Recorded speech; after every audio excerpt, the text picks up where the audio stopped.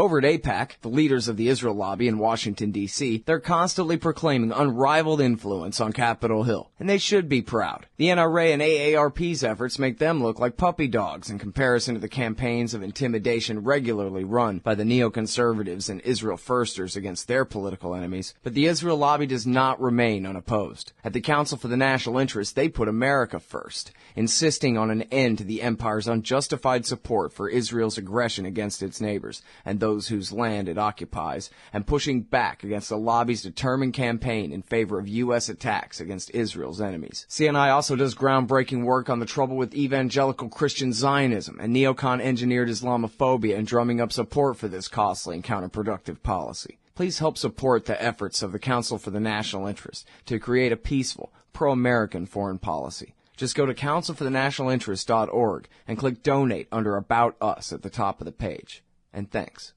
All right, y'all, welcome back to the show.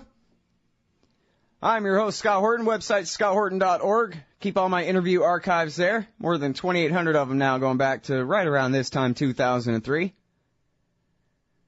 And, of course, you can find my whole show archives there as well.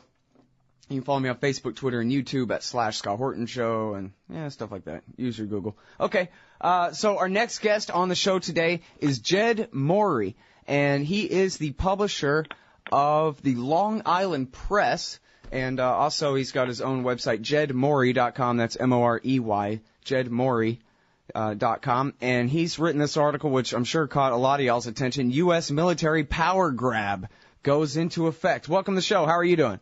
I'm doing very well. Thanks for having me on.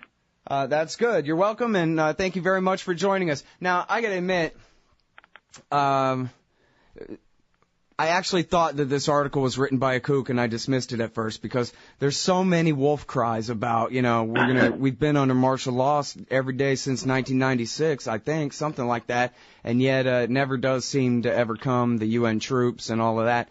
And so then, I guess I saw it originally reprinted at a kook site too. But then I actually took a look at it, and I realized that this is actual journalism, like the kind that you could read Matthew Rothschild doing at the Progressive, for example, on the Northern Command, that kind of thing. And I didn't like it very much at all. I was hoping maybe we could just start off with you breaking the bad news to the people there. What power grab? Well, first of all, thank you for the comparison, because that's very kind of you. But this is one of those things that somebody had posted to me recently. Well, it can't be true, or else you guys wouldn't have it first. And my reaction to that is usually we all have access to the same information. It's just who has the ability to decipher it and then the courage to publish it, because there's a great fear around taking a leap on publishing something like this. But this is a matter of record. It's a matter of law. It's not investigative journalism. It's simply identifying what has actually transpired, and it's sneaky and it's maddening, but it's sort of par for the course with respect to how the Pentagon has operated over the last several years in this constant cascading erosion of civil liberties. And I don't want to overblow that or overplay it, but we have some very, from the Patriot Act to the FISA amendment to the NDAA, now to this. There's a growing body of work that the government has been forcing, and they all sort of work together. And I think that's the larger context here, Scott, is that this is a rule change. It's a regulation change that's in the Federal Register that's going to be part of U.S. code now that it's been authorized. But it is a substantial rule change, but it also works in conjunction with some of these other amendments that we've seen, whether it's NDAA or FISA, to grant some pretty stunning authority to the executive branch. Okay, well, now, and first of all, you say it's not investigative journalism. You're playing it down a little bit, and, I guess you didn't go driving all around everywhere, but you at least did talk to, I forget, was it ACLU experts or whoever that were, at least verifying your interpretation of what it was you're looking at? Because after all, it is legalese here, and we can't all be Marcy Wheeler. True. And, from that standpoint, we followed the journalistic protocol to say, okay, well, let's get a whole bunch of eyes on this from as many places as possible. And, the lead originally came to us. I wish we could say that, we sit here and comb the Federal Register for regulation changes. But truth be told, we had done a lot of work on the indefinite detention provision of the NDAA. And following the lawsuit, we know a number of the plaintiffs, and, it's in New York, so it's in our backyard. Mm-hmm. And from that, we gained a lot of credibility in that space, and somebody approached us and when we were covering a rally and said, you guys would know what to do with this, you'll understand this, and you'll get the severity of it. And to be honest, Scott, I probably sat on this for a good week, reading it over and over and over again, even after I downloaded it myself from the register and saying, is this possible? What am I missing about this? And then we contacted a few constitutional law professors and attorneys who were stunned. I mean, legitimately stunned that it was just such a blatant power grab that overrides tremendous precedent, for that precedent obviously being the Posse Comitatus Act and the Insurrection Act of 1807, and the precedent of how every executive has operated since Washington. I mean, it's kind of mind-blowing. Right, yeah, and I'm sorry, we've sort of skipped over the bottom line all this time so far. Basically what this says is that the generals can declare martial law without the president, correct? It's even further than that, which is another piece that we were stuck on. But so yes, to go back to the start of this, this is talking about how the military is supposed to work in cooperation with local law enforcement agencies in the event of an emergency. That emergency traditionally has been natural disasters or uprisings or insurrections. How are we going to coordinate between the National Guard troops that are under the authorization of the local municipalities and the governor and the federal government? And what this ruling says is, okay, we're going to put out some other extenuating circumstances that include, prior to this rule would be CBRNE events, chemical, biological, radiological, nuclear, and IEDs. And even that came under fire, and people said, that's maybe a bridge too far. Well, they went so far in this ruling as to say pretty much all of those events, any influenza outbreak, health epidemics, and, quote, civil disturbance. And when it comes to the generals, Scott, I think the troubling thing here is that they don't actually say generals. They say commanders. And in my interview with the official at the Pentagon, he identified commanders as being anybody in the situation on the ground that is in a position of, quote, command. So you're talking about granting the same, and his example to me was at Fort Hamilton in Brooklyn. If there was a disturbance at the federal courthouses in Brooklyn and it was determined by the commander at Fort Hamilton that the president wasn't going to be available and it was going to be a situation that was out of control for the New York Police Department, which I'm sure they'd love to hear, that outpost could theoretically take over the situation, and whoever the commander of the outpost is has essentially the same authority as the President of the United States. I mean, that's how ridiculous this ruling is, and I can't imagine it staying as is. I mean, it's too broad. Do you know who made this change? The Pentagon. It just seems like, what do they think? I'm trying to imagine a situation where, short of D.C. being nuked off the face of the earth and the first 10 people in the chain of command being out of service, what commander could try this for 10 minutes without someone of a higher rank than him killing him and stopping him? Mm-hmm. This isn't Dr. Strangelove here. This isn't a banana republic. This is the USA. Come on. Right, and what's so frustrating about their hyperbole is they say, in theory the president could be out of the country and the vice president could be, and this is literally my interview with the defense official. So the president could be abroad and the vice president could be, maybe we haven't established communication to him in an undisclosed location yet, so somebody's going to have to make a decision, which completely ignores the actual protocol. That is, we're governed by a statute of protocol and with respect to who's in charge. So it throws all of that out and says, we'll just give it to the field commander, which is just beyond ridiculous. But then they use this language, and this is cloaking language that's getting very tiresome. They say, well, we couldn't have imagined people using planes as missiles and flying them into buildings. Yeah. Well, Now, that's a perfect example, because what is that? That's less than 24 men. That is your absolute worst case scenario. Less than 24 men. Meanwhile, in any land anywhere between Bangor, Maine and San Diego, California, insurrection is absolutely unthinkable. There's not a single county, I don't care whether Tea Party's the strongest, there's not a single county anywhere in this country that's ready to try to secede from its state or the union or do a damn thing to stand up to duly constituted authority. I mean, what are we even talking about here? This is ridiculous. Well, I think it's insulting also on two levels. One, as a New Yorker, it's that's still a very sensitive subject, and it's very insulting to say that, okay, well, terrorists hijacked the plane, you couldn't imagine it. Well, New York actually did handle the situation on the ground, and our police is, fully, probably overly capable of handling these kind of instances. What's really more insulting about this, to be honest, is that they did imagine this happening because they'd modeled it happening. They had the intelligence that it was going to happen, and it was a failure of coordinated intelligence efforts to actually stop it. So actually, yes, you could imagine it because you did. And we knew that it was going to happen. We just didn't have the whys and the wherefores. At least that's the party line, right? Yeah, well, and having the Army running around downtown Manhattan wouldn't have stopped it either.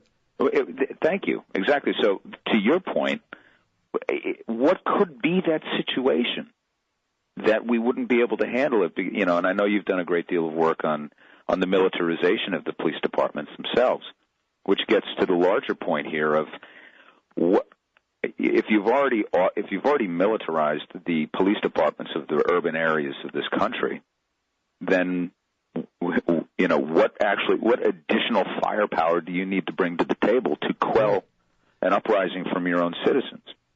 And I will tell you, Scott, I believe that this is a reaction to Occupy. I really do believe that, because Occupy is a very sensitive subject when you're interviewing anybody from the Defense Department. And Occupy Oakland, for example.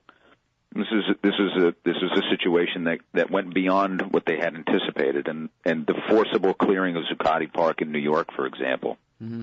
This was, it was unconstitutional. Well, and it's outright paranoia. It's so far out of proportion to the reality. I mean, it's not like there was ever a chance of a communist revolution in this country. But, back in the 1920s, communists were actually big, strong industrial workers and stuff, not college freshmen protesting. You know what I mean? Like, they could have actually done something. They could go on strike and really, have the ability to fight back and stand up for themselves and stuff like that.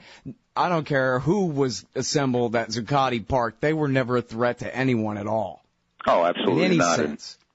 We spent a lot of time there, obviously, again, in our backyard and reporting there and, learning about it, understanding it, and seeing how it was coordinated. And now we know, of course, that they had intelligence on the Occupy movement, the very beginnings of it, before, and had already briefed firms on Wall Street in August, which was a full month before Occupy even came to New York. So, they're listening, they're watching, they see all of this stuff, and then to unilaterally grant themselves more authority over domestic policing is just it's the height of hubris. But mind you, there's a faction here that hasn't weighed in yet, which I think is maybe the next step here, Scott, which is going to be really interesting to follow, and that's the National Association of Governors. This usurps the single biggest authority that every governor has, which is to marshal the National Guard forces in the event that there is, forget about a disturbance, but any activity, whether it's terrorist activity or if it's a natural disaster. And they actually have pushed back about this kind of thing in the recent past, right? That is absolutely correct, yeah. Well, what was it exactly? By the Defense Department's own admission that the governors had pushed back when under the Bush administration there was an attempt to attach a very similar amendment to the Defense Authorization Bill. Actually, it was a success. It wasn't an attempt. They were able to get this language cleared. Then it was immediately repealed by a bill in the NDAA the following year, because again they considered it. The governors and even Congress considered that a bridge too far, giving the military too much authority over what the governors should be able to do. Right. Well, and You've interviewed so many people with diverse backgrounds and broad interests. What's your take now, having the chance to digest this and talk to a few people about it? How do you view this? Well, I think you'd really have to have the dollar break and just a complete panic and a breakdown in trade and just insane riots and attempted price controls, and I think you'd have to see chaos on like a 1968 level to justify. I mean, hell, and Nixon didn't do it in '68, and he was Nixon. For Obama to really, well, I mean, I can't imagine the military getting away with this without the civilian leadership really going along with it. I mean, I guess it could come to that, a real military dictatorship and a putsch, kind of thing. But I think most likely, to the degree the Army will be used against the American people in our medium-term future, it'll be at the president's order.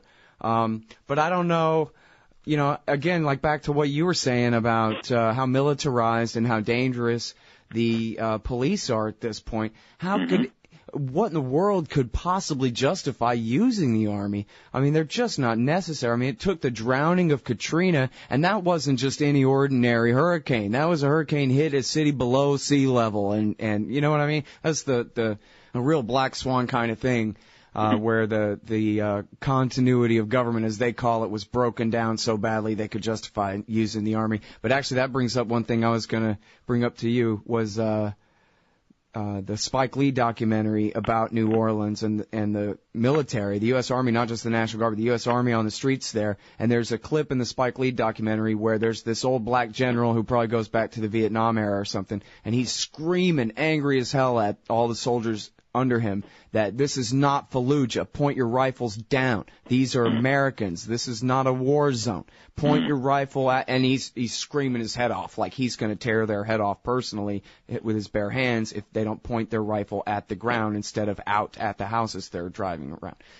And to me, that's such an important scene because it just goes to show, well, what if you didn't have a general with that much integrity there? Right? We just happen to get lucky in that one scene that we got this one general who happened to be in charge there who happened to be an extremely responsible Colonel Potter type. But I don't trust in that in the U.S. Army, Well, and you have to imagine, too, that there would be great, I don't know if it's trepidation, but that this is not what the rank and file want. This is not what soldiers want. The soldiers don't want to be deployed at home. This is why they signed up for it. I mean, so I imagine that this would be difficult to swallow. I mean, the National Guard is a different situation. The National Guard is trained to come in theoretically and support civilian law agencies. That's the way it was always told. That's the way it was always written, and that's the way it was always carried out. And even that had problems, as I pointed out in the article. When you talk about Kent State, or you talk about Wounded Knee in '73, you talk about our interactions thus far, some of them have been okay, others have not. And when confrontation is involved, the military is trained to respond and behave a particular way. That civilian law enforcement agents are not. I mean, they're trained to do the opposite. They're trained to quell, arrest, and then let the system handle it. So it's troubling on so many levels, and I think, Scott, ultimately it's too big. This is too broad of a change, particularly with respect to their definition of taking temporary control, which is part of this ruling. They talk about taking temporary control of a civil disturbance. And one of the attorneys that I spoke to is a brilliant man who's the lead attorney on the NDAA case, Hedges versus Obama. And he said, their definition of temporary is not so terrific because the men that were rounded up in Guantanamo, who have been cleared, mind you, many of whom have been cleared of any charges and are still sitting there, are being detained, quote, temporarily by the U.S. government. I'm not sure we want to leave this to their judgment to find out, to ascertain when a situation is, quote, under control. Yeah. That's due process exists for a reason. So, like I said, I don't imagine this standing. The governors have yet to weigh in. I know we spoke again to Senator Leahy's office. They did call in prompted by this article, they did call in the Defense Department to explain themselves, and they're expecting an answer on many of these things. So I would be shocked if you didn't see something that happened legislatively to repeal this. And barring that, it's going to have to occur judicially, and the NDAA case may be the wind in the sails to get this overturned too. Yeah. Well, Chalmers Johnson used to say you either give up your empire or you live under it. And, that's, I guess he liked to compare Rome, which blew its own brains out, with the British who, at the last minute anyway, after blowing everything except their home island, they gave it up, passed it off to us, and got to keep their rainy little island. I guess they do have a pretty totalitarian police state there too, but they did okay for a little while there. But here, we're basically bringing home, I remember in 2004, the widows of Fallujah standing in line to get their irises scanned and just thinking, look, this is just a matter of time. Same as the Predator drones circling overhead. It's just a matter of time before this stuff comes home. And without any bad motive, it's just a matter of incentives, right? It's the same thing about, in Defense News where they talk about the Dagger Brigade is going to invade Africa just because they need something to do. Right. And so, if the argument that we just can't afford world empire, we've got to call it quits, wins, then that sure is a pretty big army sitting around with nothing to do in America. We hope that they'll be entertained training on their bases for a war that never comes, but they might just walk outside the gates. Why not? Who's going to stop them? Yeah, we did. We covered Howard Dean is part of the law school at, part of the Calico Institute at Hofstra University, at our local university here, and he spoke recently. He was on a commission to close the bases. That was, there's a big popular idea a couple of years ago. So this commission was going to get together and make recommendations as to which bases around the United States to close, because it's an antiquated model of military policing. Well, once you realize that the bases come with contracts, come with employments that are in congressional districts, that come with money and, bringing bacon home, that you realize actually how difficult that proposition is.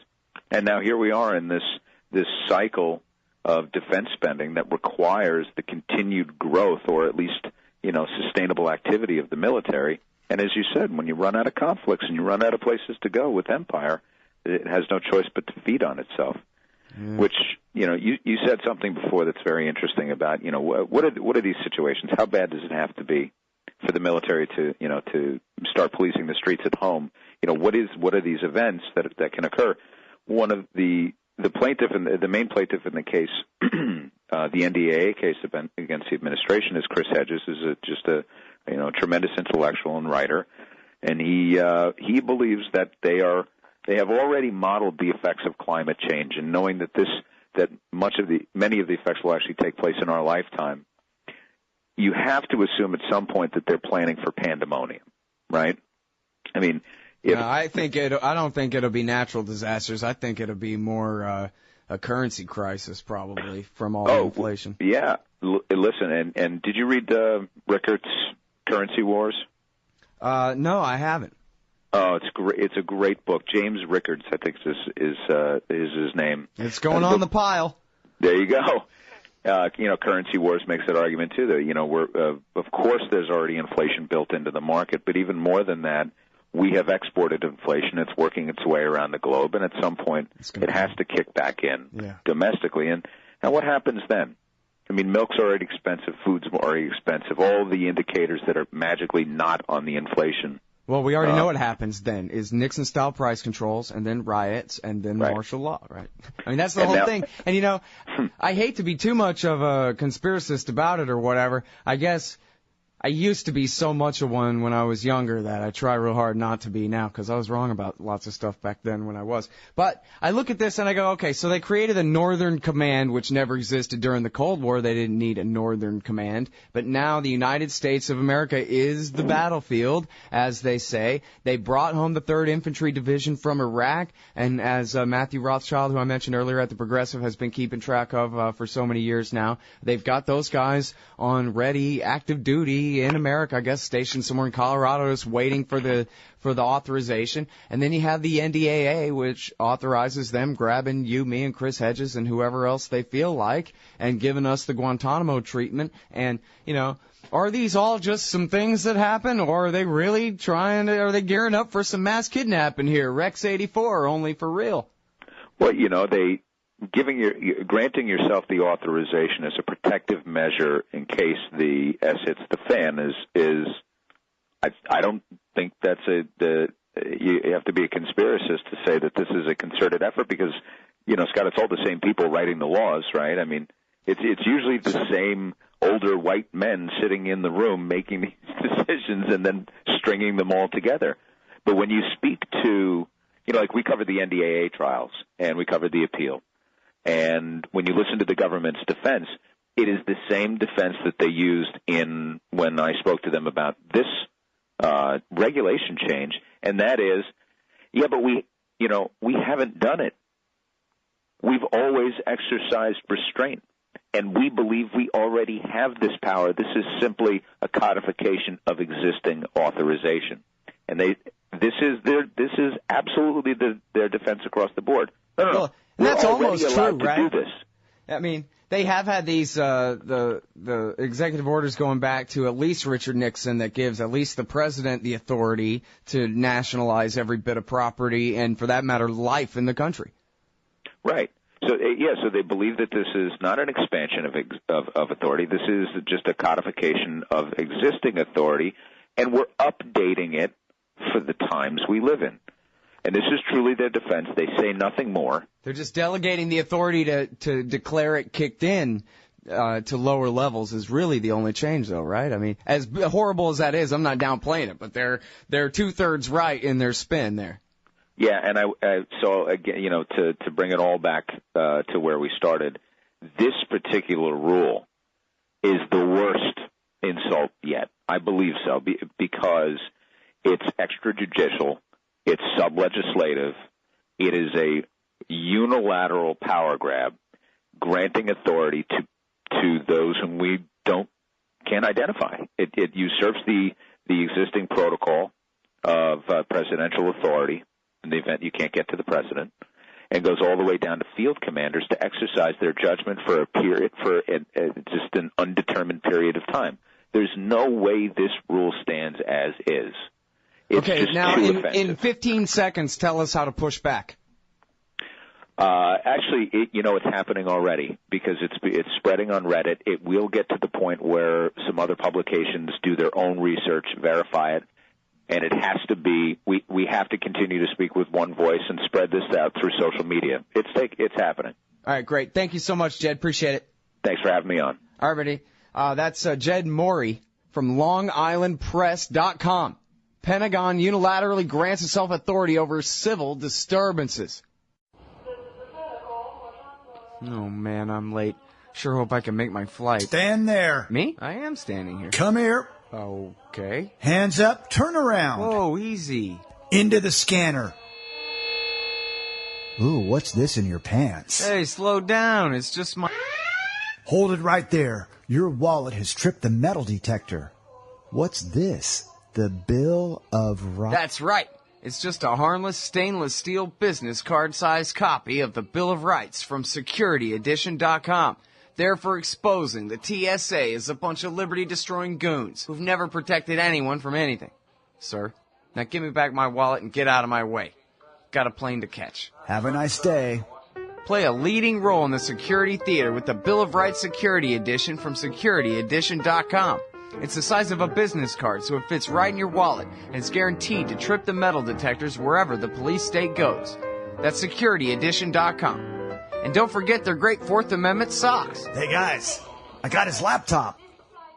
Admit it, our public debate has been reduced to reading each other's bumper stickers. Scott Horton here for LibertyStickers.com. I made up most of them, and most of those when I was mad as hell about something. So if you hate war, empire, central banking, cops, Republicans, Democrats, gun grabbers, and status of all stripes, go to LibertyStickers.com, and there's a good chance you'll find just what you need for the back of your truck. Own a bookstore? Sell guns at the show? Get the wholesaler's deal. Buy any 100 stickers and they drop down in price to $1 a piece. You can spread the contempt and make a little money too. That's LibertyStickers.com. Everyone else's stickers suck. Hey y'all, Scott Horton here for WallStreetWindow.com. Mike Swanson is a successful former hedge fund manager whose site is unique on the web. Subscribers are allowed a window into Mike's very real main account and receive announcements and explanations for all his market moves. The Federal Reserve has been inflating the money supply to finance the bank bailouts and terror war overseas. So Mike's betting on commodities, mining stocks, European markets, and other hedges against a depreciating dollar. Play along on paper or with real money, and then be your own judge of Mike's investment strategies. See what happens at WallStreetWindow.com.